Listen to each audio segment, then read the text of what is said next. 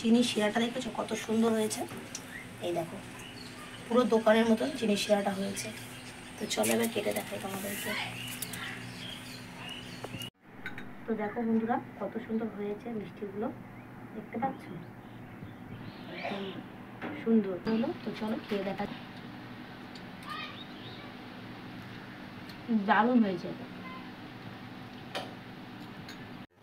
নমস্কার বন্ধুরা, চন্দনার cooking tips and ব্লগে থেকে আরও একটা ভিডিওতে স্বাগত। তো বন্ধুরা আজকের আমি আটা দিয়ে গোলাপ জামুন দেখাবো। তো চলো বন্ধুরা দেখানো যাক। তো আমি এখানে 1 কেজির আটার প্যাকেটটা নিয়ে নিয়েছি। আমার 1 কেজি লাগবে না, আমি এখানে মেজারমেন্ট কাপ দিয়ে 1 কাপ নেব। তো আটাটা মেপে নিই। তো চলো বন্ধুরা, তো এই মেজারমেন্ট কাপ দিয়েই আমি মেপে নেব, তাহলে মাপটা ভালো থাকে।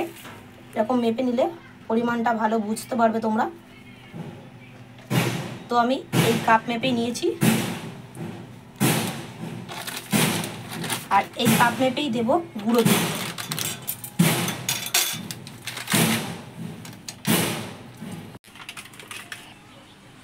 তো 10-এর আমুল দুধ নিয়েছি আমি 4 প্যাকেট। তো 4 প্যাকেট এর মধ্যে ঢেলে দিলাম। মেজারমেন্ট কাপের আটা আর ময়দা পুরো পরিমাণ বুঝেই দিতে হবে, একদম মাপে মাপে। এবার এর মধ্যে অ্যাড করব খাবার সোডা। 1 চিমটি দিয়ে দেবো খাবার সোডা, তোমরা এখানে বেকিং পাউডারও দিতে পারো। তো আগে ভালো করে উপকরণগুলো মিশিয়ে নিচ্ছি।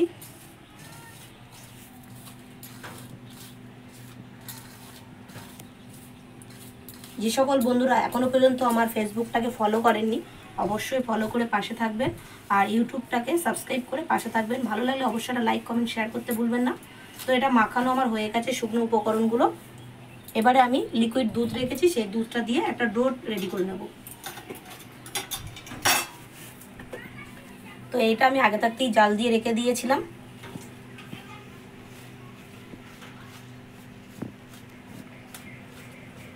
যে কোনো ব্র্যান্ডের আটা হলেই হবে।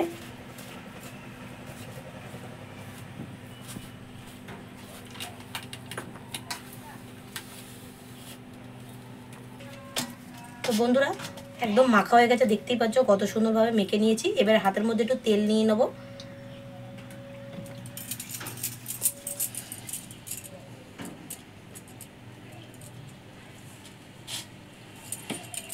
এবারে গোল করে শেপ করে নিয়েছি, তোমাদের পছন্দ মতন শেপ তোমরা দিতে পারো। তো এইভাবে একটুখানি গোল গোল করে নেব। কোনো রকম দেখো বন্ধুরা একদম ফাটল নেই, আর সুন্দরভাবে গোল হয়েছে। ঠিক এইভাবে বানিয়ে নেবো সবগুলো।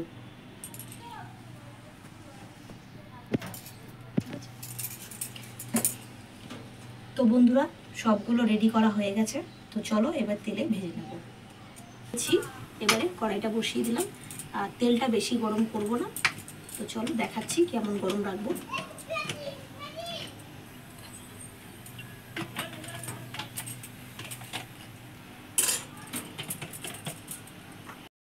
তো বন্ধুরা তেলটা দেখো বেশি গরম আমি করিনি, একদম বোঝা যাচ্ছে অল্প অল্প ফুটছে। এবারে রসগোল্লাগুলো এরকম দিয়ে দিতে হবে, অল্প বুটবুটি হবে তখন দিয়ে দিতে হবে। দেখতে পাচ্ছ এই পর্যায়ে রসগোল্লাগুলো দিয়ে ভেজে নিতে হবে। একদম গরম করে তেল ফুটিয়ে করবে না, তাহলে ভিতরটা একদম কাঁচা থেকে যাবে, বাইরেটা শক্ত হয়ে যাবে।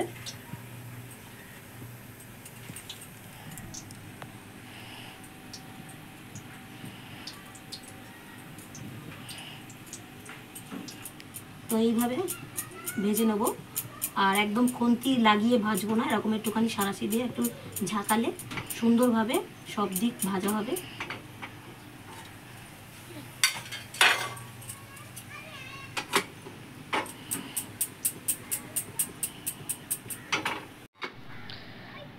আর এই গোলাপজামটা করার জন্য আগে থাকতে চিনির শিরা রেডি করতে লাগে না, আগে এটা ভেজে নিয়ে তারপর চিনির শিরাটা রেডি করতে হয়। তার জন্য আমি আগে ভেজে নেবো, তারপর চিনির শিরাটা রেডি করবো।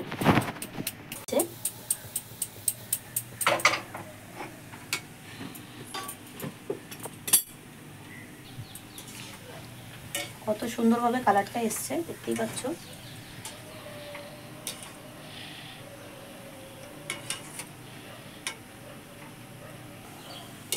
তো গোলাপ জামুনগুলো একদম রেডি হয়ে গেছে। এবারে একদম তেল ঝরিয়ে তুলে নেব।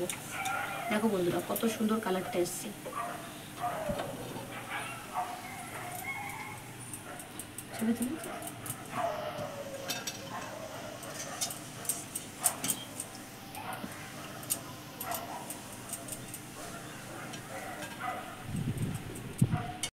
শিরা বানানোর জন্য আবারও একটা কড়াই নিয়ে নিলাম, আর এখানে 1 বাটি চিনি নিয়েছি, আর এখানে 2 বাটি জল দেব। চিনির পরিমাণ থেকে ডবল জল হবে।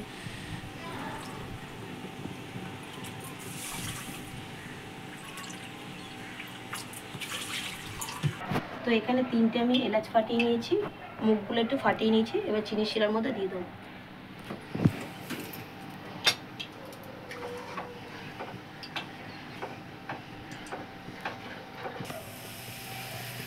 তো বন্ধুরা, চিনি শিরাটা একদম ফুটে গেছে। এই পর্যায়ে রসগোল্লাগুলো দিয়ে দেবো, মানে গোলাপ জামুনগুলো দিয়ে দেবো।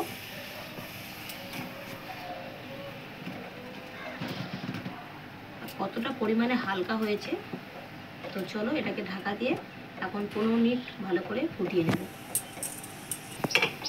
তো এটা ঢাকা দিয়ে 15 মিনিট ফুটিয়ে নেব। 15 মিনিট পর তোমাদেরকে দেখাচ্ছি কতটা বড় বড় হয়েছে আর দেখতে কতটা সুন্দর হয়েছে। তো বন্ধুরা, 15 মিনিট হয়ে গেছে, তোমাদেরকে খুলে দেখাচ্ছি। দেখো বন্ধুরা, কতটা সুন্দর হয়েছে গোলাপ জামুনগুলো। এই দেখো,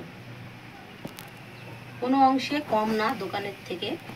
দেখতে পাচ্ছ, আমার এই টিপসগুলো ফলো করলেই তোমরা পারফেক্ট একদম গোলাপ জামুন বানাতে পারবে। তো কেমন লাগলো অবশ্যই কিন্তু কমেন্ট করে জানাতে ভুলবে না। ভালো লাগলে অবশ্যই এটা লাইক করবে। চ্যানেলে নতুন হলে চ্যানেলটাকে সাবস্ক্রাইব করার অনুরোধ রইল। তো এটাকে এখন গ্যাসটাকে বন্ধ করে আধা ঘন্টা ঢাকা দিয়ে রাখবো। চিনির শিরাটা দেখেছো কত সুন্দর হয়েছে। এই দেখো, পুরো দোকানের মতন চিনির শিরাটা হয়েছে। তো চলো এবার কেটে দেখাই তোমাদেরকে। তো দেখো বন্ধুরা, কত সুন্দর হয়েছে মিষ্টিগুলো, দেখতে পাচ্ছ? সুন্দর হলো। তো চলো খেয়ে দেখা। দারুণ হয়েছে। তো বন্ধুরা, ভালো থাকবেন, সুস্থ থাকবেন। ধন্যবাদ।